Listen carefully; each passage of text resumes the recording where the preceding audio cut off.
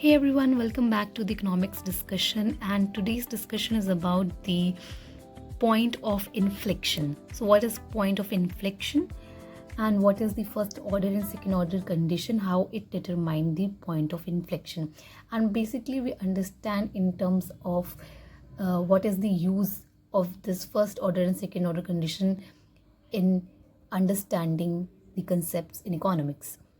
So first of all, if a function y is equal to fx has a point of inflection, that means this function should fulfill the condition that the second order condition d square y upon dx square is equal to 0. When this function satisfies the second order condition, then we call it as the point of inflection.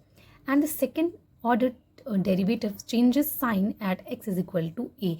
Like after this point achieved, curvature achieve this point, it changes its sign.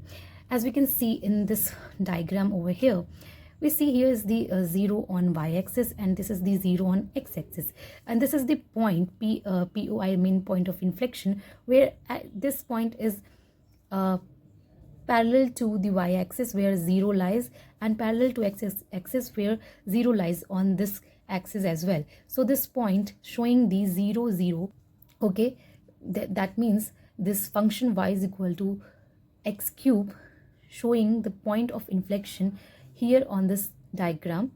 And you can see this this curvature represent the concave downward, or what and this curvature, like here this is concave downward, and when it goes like upward we call it concave upward or the convex curvature. Okay, so dy square upon dx square is equal to 0. Where this condition is fulfilled, we called it as the point of inflection, as you can see in this diagram.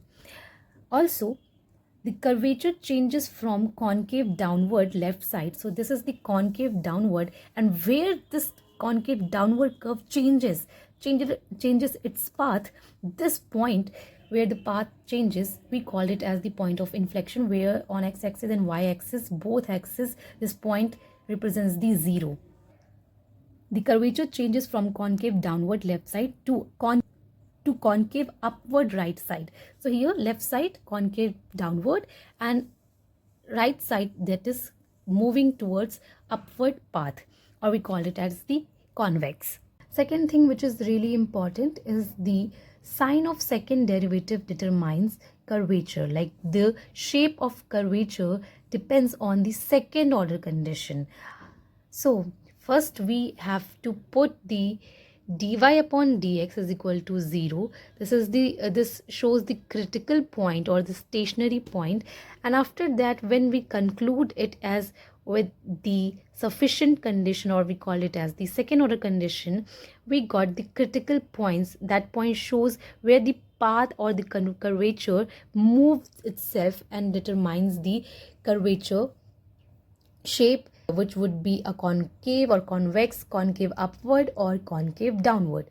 So now let me explain you with the help of my notes. Here, if the second order condition, that is d square y upon dx square, is greater than 0, that means the curvature, the curve is a convex or the concave upward. Okay, and also shows the minimum condition of your function. Whatever function is given, that shows the minimum condition if the second order condition is greater than 0.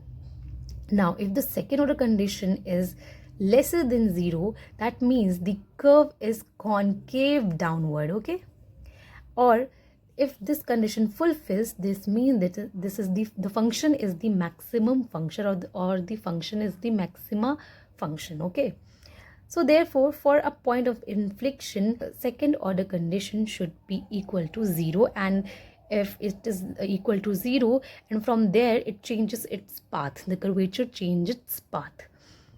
Now you people will think about, if the first order condition, which is dy upon dx is equal to 0, this is not sufficient to explain where the curvature, whether the curvature turns its path or move towards the other path or not. So this condition gives a stationary point, possible maximum or possible minimum. The possibility you got to know, but not necessarily an inflection point. Okay, where the dy upon dx is equal to 0, it shows a local minimum or a local maximum, but curvature does not change sign. So this condition is insufficient. So with a single variable case where the y is the function of x, we have to differentiate this function twice. So firstly, with a first order condition, which we called it as the necessary condition, we can set the given equation equal to 0 after differentiating, and this gives us the critical stationary point. The first order condition is a necessary condition for an interior maximum or minimum, which shows the possibility, but it is not sufficient because the point could be a maximum, minimum, or a point of inflection where the paths change and where the path is 0 is to 0, like x-axis, and on y-axis that is the stationary path where the path changes itself. Okay, now the second order condition shows the critical point for maximum or minimum. So for maximum, dy square upon d square y and dx square should be lesser than 0, and that is the concave downward. Okay, concave downward, and a condition of maximum. And for minimum, dy square upon dx square should be greater than 0, and this function is concave upward. Okay, and when d square y and dx square is equal to 0, the test is inconclusive. There is no conclusion of this test anymore. Okay, so for a summary, you can see over here. So we have two conditions, FOC, that is the first order condition, and SOC, that is the second order condition. Dy upon dx is equal to 0, and second order condition, d square y and dx square should be lesser than 0. So it would prove a maxima. Okay, the maximum point. And if the first order condition is equal to 0 and the second order condition is lesser than 0, greater than 0, this is the minimum. Okay, don't be confused. When the second order condition is greater than 0, that is the minimum, and when the second order condition is lesser than 0, this is the maximum point or critical maximum point. So what is the use of this concept in economics interpretation? We use these conditions and follow this condition to